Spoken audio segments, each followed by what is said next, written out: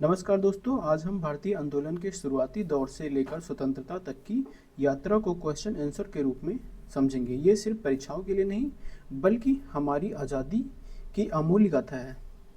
चलिए शुरू करते हैं दोस्तों। आज का पहला क्वेश्चन है दोस्तों, राष्ट्रीय कांग्रेस की स्थापना कब हुई थी? भारतीय राष्ट्रीय कांग्रेस की स्थापना कब हुई थी? जिसका सही आंसर हो जाएगा दोस्तों ऑप्शन नंबर बी 1885।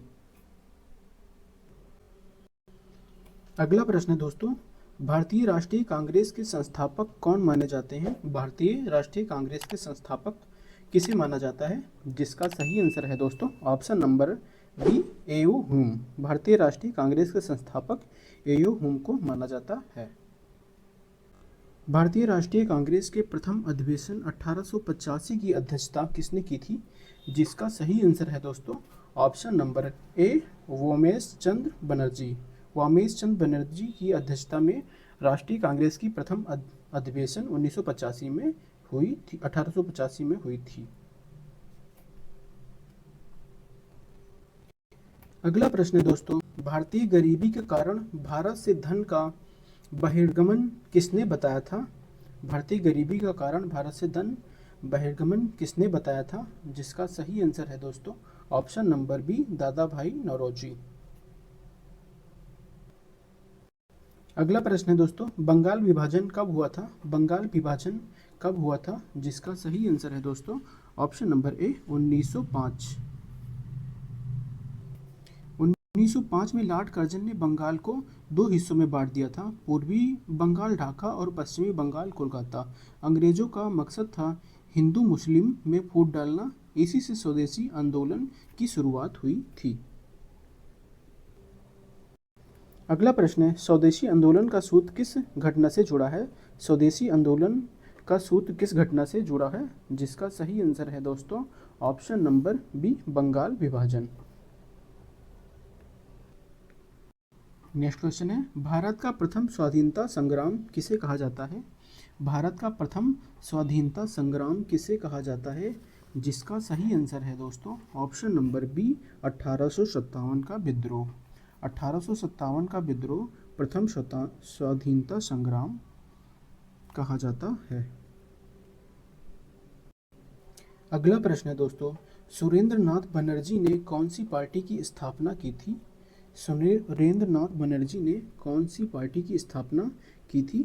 जिसका सही आंसर है दोस्तों option number C Indian National Association. Indian National Association की पार्टी की स्थापना सुरेंद्र नाथ बनर्जी ने की थी। अगला प्रश्न है, मुस्लिम लीग की स्थापना कब हुई थी?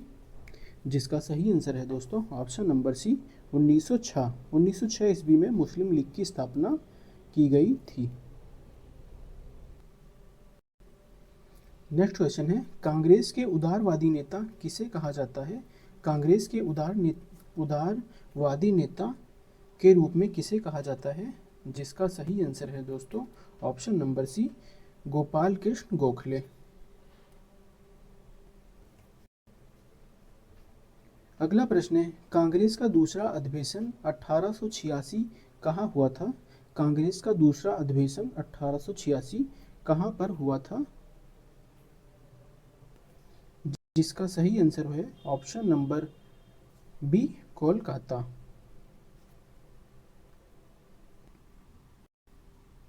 नेक्स्ट क्वेश्चन है, कांग्रेस के तीसरे अधिवेशन 1887 के अध्यक्ष कौन थे? कांग्रेस के तीसरे अधिवेशन 1887 के अध्यक्ष किसे बनाया गया था? जिसका सही आंसर है दोस्तों ऑप्शन नंबर सी फिरोज। अगला प्रश्न है दोस्तों, भारतीय राष्ट्रीय कांग्रेस का दादा किसे कहा जाता है? भारतीय राष्ट्रीय कांग्रेस का दादा किसे कहा जाता है? जिसका सही आंसर है दोस्तों ऑप्शन नंबर बी दादा भाई नौरोजी। अगला प्रश्न है, भारतीय राष्ट्रीय कांग्रेस में उग्रपंथी और उदारवादी नेताओं का विभाजन कब हुआ था? उग्रपंथी और उदारवादी नेताओं का विभाजन किस सन में हुआ था? जिसका सही आंसर हो जाएगा दोस्तों ऑप्शन नंबर सी 1907। 1907 ईस्वी में उग्रपंथी और उदारवादी नेताओं का दो अलग गुटों में बट गए थे। अगला प्रश्न है, 1907 के सूरत अधिवेशन में कांग्रेस का विभाजन किस कारण हुआ था? 1907 के सूरत अधिवेशन में कांग्रेस का विभाजन किस कारण हुआ था? जिसका करेक्ट आंसर है दोस्तों ऑप्शन नंबर ए, अध्यक्ष पद के चुनाव को लेकर। अध्यक्ष पद के चुनाव को लेकर 1907 के सूरत अधिवेशन में कांग्रेस का विभाजन हो गया था। अगला प्रश्न है दोस्तों, स्वराज मेरा जन्मसिद्ध अधिकार है और मैं इसे लेकर रहूंगा, इसका नारा किसने दिया था? जिसका सही आंसर है दोस्तों ऑप्शन नंबर सी, बाल गंगाधर तिलक। तिलक उग्रपंथी नेता थे। वे मानते थे कि आज़ादी किसी का उपहार नहीं बल्कि हमारा हक है। इस नारे ने युवाओं को आज़ादी के लिए जोश भर दिया था। अगला प्रश्न है दोस्तों, होम रूल आंदोलन की शुरुआत किसने की थी? होम रूल आंदोलन की शुरुआत किसने की थी? जिसका करेक्ट आंसर है दोस्तों ऑप्शन नंबर ए, बाल गंगाधर तिलक। बाल गंगाधर तिलक ने होम रूल आंदोलन की शुरुआत की थी।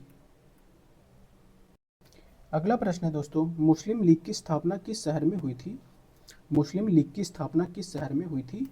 जिसका सही आंसर है option number B, Dhaka. Next question है, कांग्रेस और मुस्लिम लीग के बीच लखनऊ समझौता कब हुआ था? जिसका करेक्ट आंसर हो जाएगा ऑप्शन नंबर सी, 1916। 1916 ईस्वी में कांग्रेस और मुस्लिम लीग के बीच लखनऊ समझौता हुआ था। अगला प्रश्न है दोस्तों, जलियांवाला बाग हत्याकांड कब हुआ था? जलियांवाला बाग हत्याकांड कब हुआ था? जिसका सही आंसर है दोस्तों ऑप्शन नंबर सी, 1919। नेक्स्ट प्रश्न है, मॉन्टेग्यू चेम्सफोर्ड सुधार अधिनियम कब लागू हुआ? जिसका सही आंसर हो जाएगा ऑप्शन नंबर सी, 1919। अगला प्रश्न है दोस्तों, रोलेट एक्ट कब पास किया गया था? रोलेट एक्ट कब पास किया गया था? जिसका सही आंसर है ऑप्शन नंबर बी, 1919। 1919 ईस्वी में रोलेट एक्ट पास किया गया था। अगला प्रश्न है, रोलेट एक्ट का सबसे अधिक विरोध किसने किया था? जिसका सही आंसर है दोस्तों ऑप्शन नंबर सी, महात्मा गांधी। अगला प्रश्न है, जलियांवाला बाग हत्याकांड कहाँ हुआ था? जलियांवाला बाग हत्याकांड कहाँ पर हुआ था? जिसका सही आंसर है option number C, Amritsar. Jallianwala Bagh हत्याकांड अमृतसर में हुआ था। नेक्स्ट क्वेश्चन है, जलियांवाला बाग हत्याकांड कब हुआ था? जलियांवाला बाग हत्याकांड कब हुआ था? जिसका सही आंसर होगा दोस्तों 13 अप्रैल 1919। 13 अप्रैल 1919 को जलियांवाला बाग हत्याकांड हुआ था। उस दिन बैसाखी का मेला था। हमारे लोग शांतिपूर्ण सभा कर रहे थे। जनरल डायर ने बिना चेतावनी दिए गोलियां चलवाई, जिसमें सैकड़ों लोग मारे गए। यह घटना भारतीय स्वतंत्रता आंदोलन का टर्निंग पॉइंट बना था। अगला प्रश्न है, जलियांवाला बाग हत्याकांड के समय पंजाब का गवर्नर कौन था? जलियांवाला बाग हत्याकांड के समय पंजाब का गवर्नर कौन था? जिसका सही ऑप्शन है option number C, Michael O Dwyer. अगला प्रश्न है, जलियांवाला बाग हत्याकांड का मुख्य जिम्मेदार कौन था? जलियांवाला बाग हत्याकांड का मुख्य जिम्मेदार किसे माना जाता है? जिसका सही आंसर है option number A, General Dyer. Next question है, असहयोग आंदोलन कब शुरू किया गया था? असहयोग आंदोलन की शुरुआत कब हुई थी? जिसका सही आंसर है दोस्तों ऑप्शन नंबर सी, 1920। अगला प्रश्न है, असहयोग आंदोलन का मुख्य नारा क्या था? असहयोग आंदोलन का मुख्य नारा क्या था? आपका सही आंसर हो जाएगा ऑप्शन नंबर सी, असहयोग द्वारा स्वतंत्रता। असहयोग द्वारा स्वतंत्रता असहयोग आंदोलन का मुख्य नारा था। अगला प्रश्न है दोस्तों, असहयोग आंदोलन किस कारण वापस ले लिया गया था? असहयोग आंदोलन किस कारण वापस ले लिया गया था? जिसका करेक्ट आंसर है दोस्तों option number C, Chauri Chaura कांड के कारण। गोरखपुर में चौरी चौरा कांड के कारण असहयोग आंदोलन वापस ले लिया गया था। अगला प्रश्न है, साइमन कमीशन भारत कब आया था? साइमन कमीशन भारत कब आया था? जिसका सही आंसर है ऑप्शन नंबर बी 1928। 1928 ईस्वी में साइमन कमीशन भारत आया था। अगला प्रश्न है, साइमन कमीशन का विरोध क्यों किया गया था? साइमन कमीशन का विरोध क्यों किया गया था?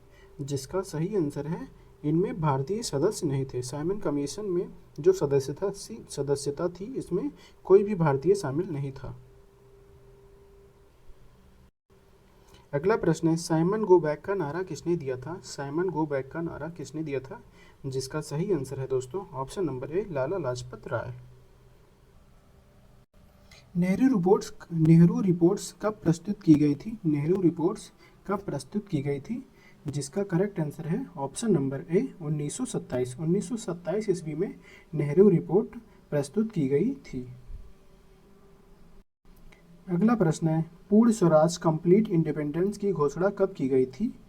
आपका सही आंसर हो जाएगा ऑप्शन नंबर सी 1929। 1929 ईस्वी में पूर्ण स्वराज की घोषणा की गई थी। अगला प्रश्न है दोस्तों, कांग्रेस का लाहौर अधिवेशन 1929 ईस्वी किसकी अध्यक्षता में हुआ था? 1929 किसकी अध्यक्षता में हुआ था? जिसका करेक्ट आंसर है दोस्तों option number C Jawaharlal Nehru. अगला प्रश्न है, नमक सत्याग्रह दांडी मार्च कब शुरू हुआ था? नमक सत्याग्रह दांडी मार्च कब शुरू हुआ था? जिसका सही आंसर है दोस्तों ऑप्शन नंबर बी 1930। 1930 ईस्वी में गांधी जी ने नमक कर के खिलाफ आंदोलन किया। उन्होंने साबरमती आश्रम से दांडी मार्च तक 240 किलोमीटर पैदल मार्च किया और नमक बनाकर ब्रिटिश कानून को तोड़ा। इसने पूरे भारत में आंदोलन की आग फैल गई। अगला प्रश्न है, दांडी मार्च कितने किलोमीटर लंबा था? जैसा कि ऊपर बताए हैं दांडी मार्च 240 किलोमीटर लंबा था। अगला प्रश्न है, गोलमेज सम्मेलन राउंड टेबल कॉन्फ्रेंस कहाँ हुआ था? गोलमेज सम्मेलन कहाँ पर हुआ था? जिसका सही आंसर है दोस्तों ऑप्शन नंबर सी लंदन। अगला प्रश्न है, भारत छोड़ो आंदोलन कब शुरू किया गया था? भारत छोड़ो आंदोलन की शुरुआत कब से हुई थी? जिसका सही आंसर है दोस्तों ऑप्शन नंबर सी 1942। 1942 ईस्वी से भारत छोड़ो आंदोलन की शुरुआत हुई थी। अगला प्रश्न है, भारत छोड़ो आंदोलन कब शुरू किया गया था? भारत छोड़ो आंदोलन की शुरुआत कब से हुई थी? जिसका सही आंसर है दोस्तों ऑप्शन नंबर बी 8 अगस्त 1942। 8 अगस्त 1942 ईस्वी से भारत छोड़ो आंदोलन की शुरुआत हो गई थी। अगला प्रश्न है दोस्तों, भारत छोड़ो आंदोलन का नारा करो या मरो किसने दिया था? भारत छोड़ो आंदोलन का नारा करो या मरो का नारा किसने दिया था? जिसका सही आंसर है दोस्तों ऑप्शन नंबर सी महात्मा गांधी। अगला प्रश्न है, 1942 भारत छोड़ो आंदोलन के समय कांग्रेस का अध्यक्ष कौन था? आपका सही आंसर है ऑप्शन नंबर सी मौलाना अब्दुल कलाम आज़ाद। मौलाना अब्दुल कलाम आज़ाद 1942 के समय भारत छोड़ो आंदोलन के कांग्रेस के नेता थे। अगला प्रश्न है, 1942 भारत छोड़ो आंदोलन के दौरान गांधी जी को कहाँ कैद कर लिया गया था? जिसका सही आंसर है दोस्तों ऑप्शन नंबर ए अहमदनगर किला। अहमदनगर किला में गांधी जी को कैद करके रखा गया था। अगला प्रश्न है, सुभाष चंद्र बोस ने आज़ाद हिंद फौज की स्थापना किस वर्ष की थी? आज़ाद हिंद फौज की स्थापना किस वर्ष की गई थी? जिसका करेक्ट आंसर है दोस्तों ऑप्शन नंबर डी 1943। अगला प्रश्न है दोस्तों, सुभाष चंद्र बोस ने दिल्ली चलो का नारा कब दिया था? दिल्ली चलो का नारा कब दिया था? जिसका करेक्ट आंसर है ऑप्शन नंबर सी 1943। अगला प्रश्न है, कैबिनेट मिशन भारत कब आया था? कैबिनेट मिशन भारत कब आया था? जिसका सही आंसर है ऑप्शन नंबर सी 1946। 1946 में अंतरिम सरकार का गठन किसकी अध्यक्षता में हुआ? 1946 में अंतरिम सरकार का गठन किसकी अध्यक्षता में हुआ था? जिसका सही आंसर होगा दोस्तों option number C Jawaharlal Nehru. अगला प्रश्न है, भारत के प्रथम गवर्नर जनरल कौन थे? भारत के प्रथम गवर्नर जनरल कौन थे? जिसका सही आंसर है दोस्तों option number A, Mountbatten. अगला प्रश्न है दोस्तों, भारत को स्वतंत्रता कब प्राप्त हुई? भारत को स्वतंत्रता कब प्राप्त हुई? जिसका सही आंसर है दोस्तों ऑप्शन नंबर बी, 15 अगस्त 1947। कई दशकों के संघर्ष और लाखों शहीदों के बलिदान के बाद भारत आज़ाद हुआ। इस दिन पंडित नेहरू ने लाल किले से ट्रस्ट विद डेस्टिनी भाषण देकर झंडा फहराया था। तो दोस्तों आज हमने भारतीय राष्ट्रीय आंदोलन के 50 सबसे महत्वपूर्ण प्रश्न देखे। ये प्रश्न न केवल आपकी प्रतियोगी परीक्षाओं में बार बार पूछे जाते हैं, बल्कि हमें यह भी याद दिलाते हैं कि हमारी आज़ादी कितने संघर्षों और बलिदानों के बाद मिली। इसलिए इन्हें केवल रटने की बजाय इनके पीछे कहानी और भावनाओं को समझिए। जय हिंद, जय भारत।